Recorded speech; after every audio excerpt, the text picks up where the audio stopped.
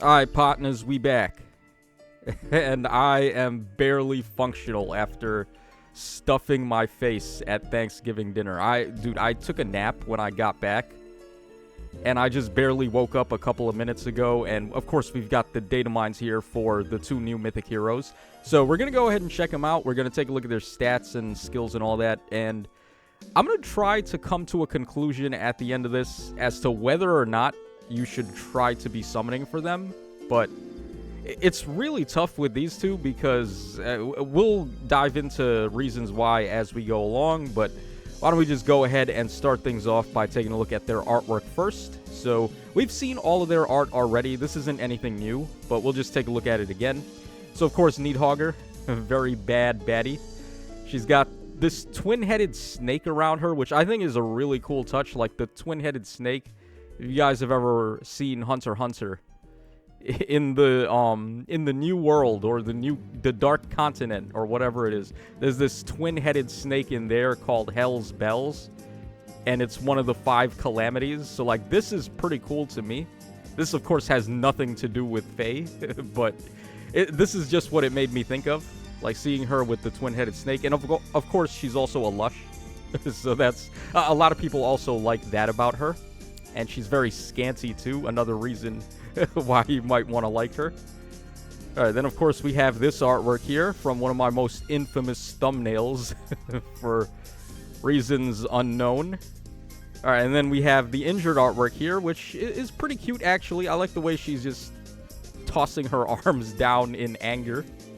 Alright, so there we go for the artwork there. And then also the snakes have 2 X's on their eyes, looking like they got beat up as well. Alright, then we have Laeradr, or Laeradr, however you want to say this guy's name. I think Laeradr is pretty funny, so I'm just going to keep calling him that. Alright, so of course this guy thinks he's Zamasu from Dragon Ball Super with this pose that he's doing, the I am God pose. Gotta love this one. Alright, then of course this is really good art actually. I love this one, where his arm transforms into a weapon. Like, that's just hella badass, man. And then again, with the I am God pose. I actually would have liked it if they went with 4 unique artworks as opposed to recycling the attack and injured art. Or at least recycling the pose. I think it's always fun when they give us 4 different arts for everybody. But it is what it is. His art is still really good. I have no complaints whatsoever. Alright, so there we go with the artworks for them. Alright, we have the skills pulled up, but we're going to take a look at the stats first. So here we go, Nidhoggr and Laeradr. Let me go ahead and grab our friend the calculator, because I am way too out of it to be doing math myself right now. Alright, Nidhoggr stats, we've got 50 HP, we have 49 attack, 17 speed, 48 defense, and then 43 res. So that's going to give us a grand total of 207, and then with any boon, she's going to jump up to 210. So a very high scoring unit, regardless of being a mythic hero. So she can score pretty good for arena mode and all the modes that use arena scoring, which is nice. And then for her boons and banes, we have here. Alright, looks like nothing on HP. Yeah, nothing on attack. Yeah, nothing on speed either. Alright, plus defense. And that's it. So just plus defense, that's the only boon she has. I would have liked plus res for her, just to even out her stats a little bit, because she does have a bit of a edge on defense compared to res for some reason. Alright, and then let's go ahead and take a look at Laeradr's stats. So again, 50 HP. Wow. These are some very healthy people. Alright, then we got 48 attack. We got 17 speed, 44 defense, and then 48 res. They're literally the same unit, but flipped. Like, his defense and res just flipped compared to her, and then they have, like, 1 different stat on attack. Wow, very creative builds here, Insys. Okay, sure. Alright, and then for boons and banes on this guy, let's take a look here. Alright, nothing on HP. Nothing on attack either. Nothing on speed. Nothing on defense. And then finally, he's got plus res. So he's got plus res. She's got plus defense. Those are the only boons they have to work with. Now, of course, both of them are 2 new mythic heroes. Nidhoggr is going to be for offense, and then Laeradr is going to be for defense. So, as far as being an offensive mythic hero goes, Nidhoggr being an offensive mythic hero, she is at least offering some stat bonuses for your allies as well as debuffs for the enemies. So, that at least is pretty good. Let me just go ahead and pull up her kit right here so we can just quickly skim what she does. Alright, so her weapon, of course, after she takes an action, she's going to be debuffing the enemies. Where is that part of her effect? Let me see if I can find it. I think it might be on her unique passive. Alright, yeah, Divine Toxin. So here we go. If she moves, after she ends her move, she's going to inflict... Where? Hold on. Is that in here? She's got an effect similar to Pajazzi, where she moves, she ends her action, and then she just debuffs the enemies that are in 3 columns of her. Okay, it is on the weapon. So at the start of turn and after unit acts, inflicts attack and defense -7 and sabotage on foes in 3 rows or 3 columns centered on units. So that's where that was. So this effect right here is pretty good for an Astra offensive mythic, because of course King Freyr is the most common penalty cleanser for anima defense, and this is going to get around him because this debuff activates mid-turn, whereas King Freyr is only cleansing things that happen at the start of the turn. So you can always guarantee you're going to get this big debuff off on the enemies if you're running Nidhoggr. Then she also has the support on her unique passive, which is going to grant you the new status effect Dosage. Gives your units all stats of 5 and 10 HP recovery after combat. But then the actual status effect is going to negate effects that would steal your unit's bonuses. So things like Essence Drain and Tina that are not really the most common, but they do show up from time and time again on enemy defense teams just to mess with people. You're not going to be able to get messed with by them anymore. And I think this is really weird design. Like, why would they go out of their way to counter 2 really niche units? I don't want to say niche in the case of Nurgle, at least, because he is still pretty common in Summoner Duels and sometimes in Aether Raids as well. But, like, Tina ain't done nothing to deserve this. She's already a very niche skill or a niche unit to pick. So, turning off her skills seems really unfair.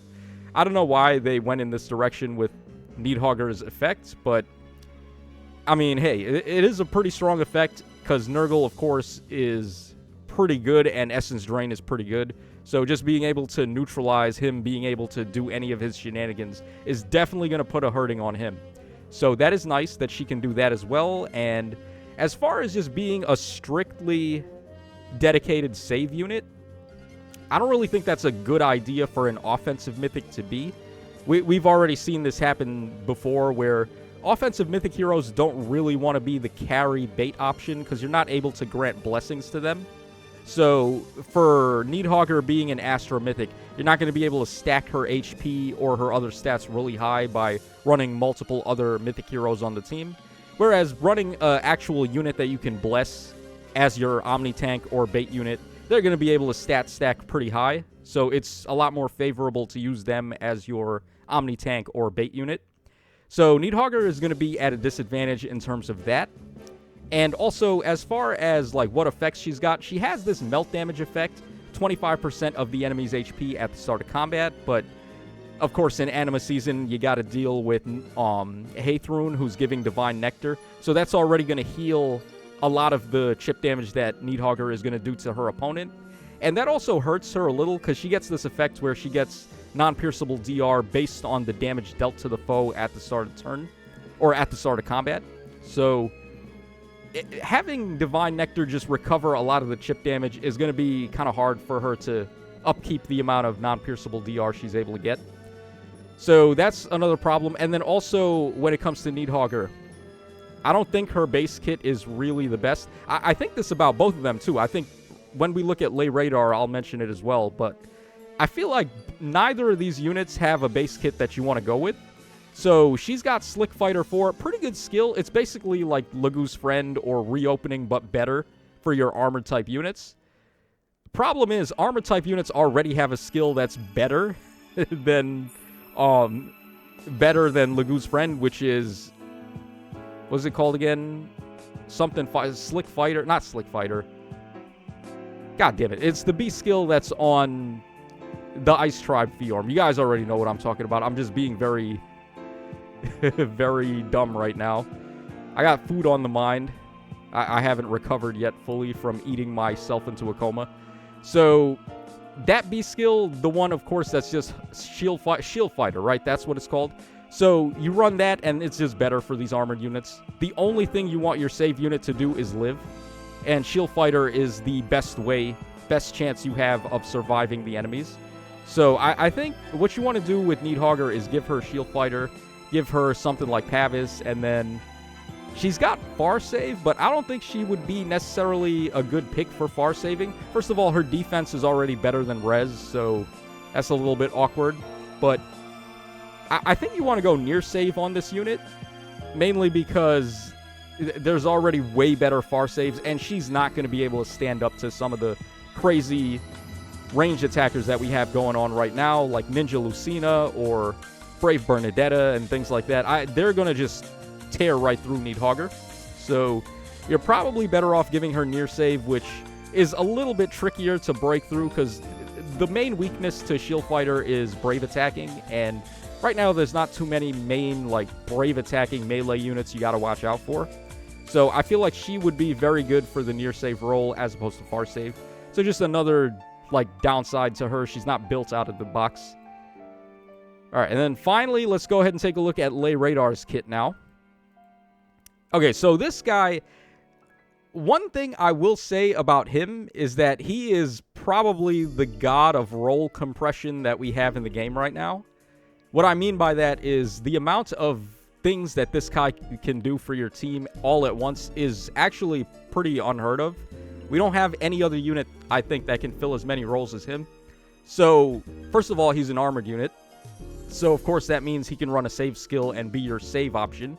But not only that, he's also doubling as a Warp Bubble unit. Because he's got this new skill here, Barricade, which comes with Warp Bubble, essentially. Which is obviously very good for Aether Raid's defenses, where enemies are going to be pulling off Warp shenanigans and Wings of Mercy shenanigans. Being able to deny that is just very powerful. So, of course, he could go for that, or he could go for being a save unit, which, like I said already, is very good roll compression, where you probably want to run a save unit on your defense team just to take away one of the actions of the enemy from attacking one of your main damage dealers. So you want to protect them, and this guy would be able to do that. Then on top of that, of course, he's got his ridiculous debuff that everyone is losing their minds over, where he inflicts Assigned Decoy on the lowest defense range unit and the lowest defense melee unit on the enemy team. I'm going to come right out and say it. I don't think this effect is going to be as devastating as people actually think, because there are workarounds to it. Let's see here. What is the target radius of this? All right, he inflicts defense and res -7, panic, and sabotage on the closest foes and foes in 2 spaces of those foes, and inflicts Assigned Decoy and status preventing counterattacks on the foes with lowest defense with range of 1 and lowest defense with range of 2 among the closest foes and any foes in 2 spaces of those foes. So, what if your units are within 3 spaces? And we just recently got a unit that can penalty cleanse within 3 spaces, which is the Ninja Saline. So, they're definitely already on the way to just phasing this out by giving units 3-space support as opposed to 2-space support. So you can put your Omni Tank right in front, and then within 3 spaces of them, you can have all your support options, just giving them their stat bonuses and penalty cleansing and all the things you want your stat ball unit to be able to do. So it's a really good effect. I think it's going to be way more powerful in Summoner Duels, actually, than it's going to end up being in Aether Raids, because in Summoner Duels, you don't really have the luxury most of the time to really choose where you want to put your units. You have to be very reactionary to what the enemies are doing. In Aether Raid's defense, though, where you can just like set up a defense and put your units exactly where you want them, I think this is probably going to be a little bit better in there.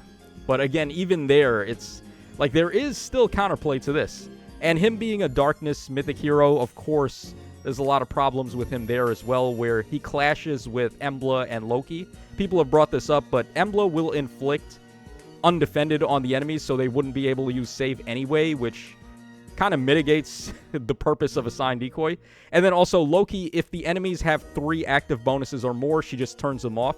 So Assigned Decoy counts as a bonus, and if they have 3 or more, Loki is just going to neutralize this. So you can't really run the other 2 possibly good Darkness Defense Mythics in tandem with this guy, which kind of blows, but I guess it is what it is.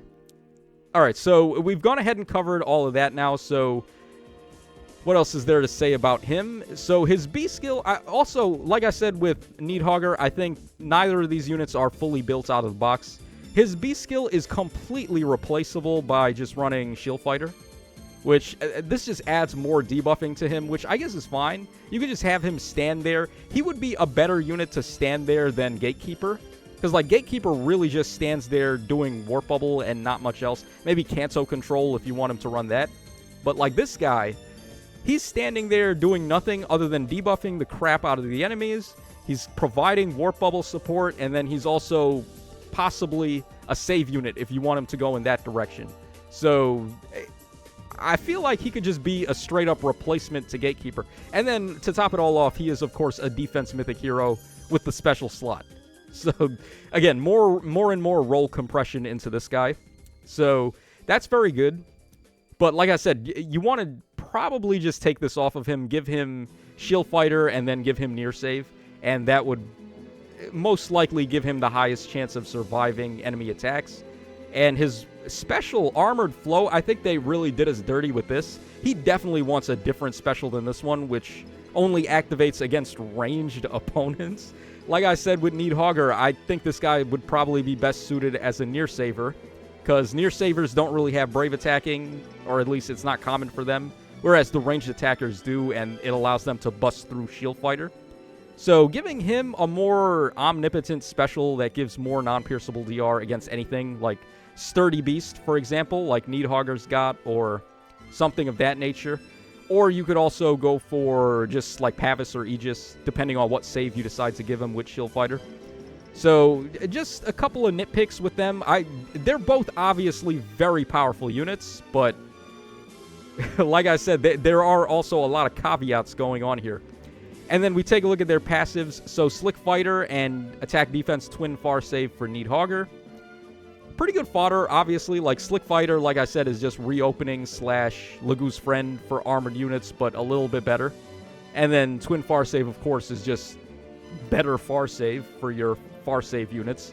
So I can't really deny that they've got good fodder there. And then for Laeradr, he's got Attack and Res Fortune and also Barricade. Barricade, unfortunately, cannot be given to non-beasts or dragons, which really hurts this skill. This would have been so crazy if we could just get Warp Bubble on whoever we wanted, because the prerequisite for this, I'm pretty sure, is going to be Distant Guard.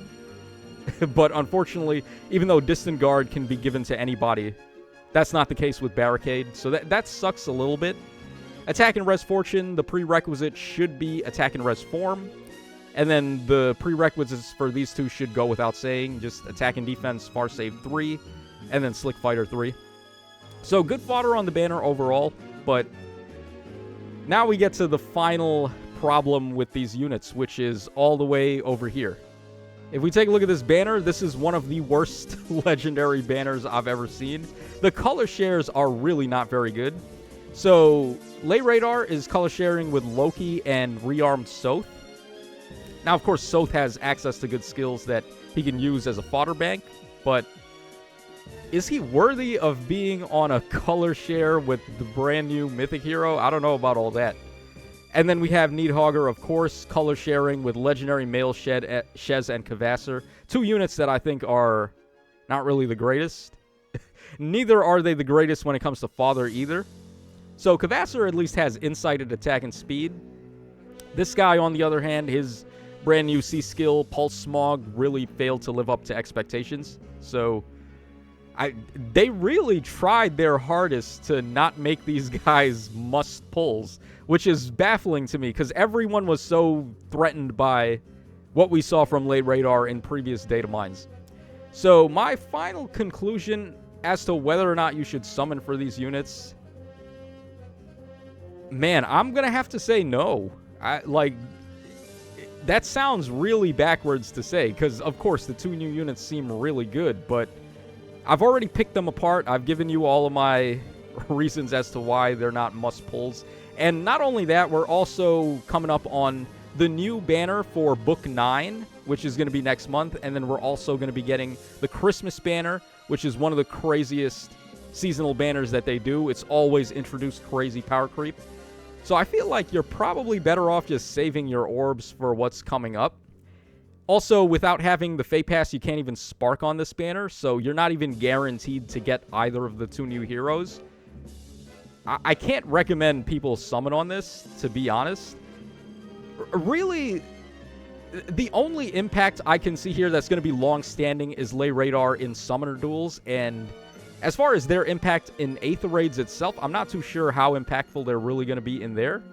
So that's going to wrap us up for this one, guys. Let me know your thoughts in the comment section down below, but that's all for now. Hope y'all had a very good Thanksgiving. Hope y'all had some nice food to eat, and I'll catch y'all again on the flip side.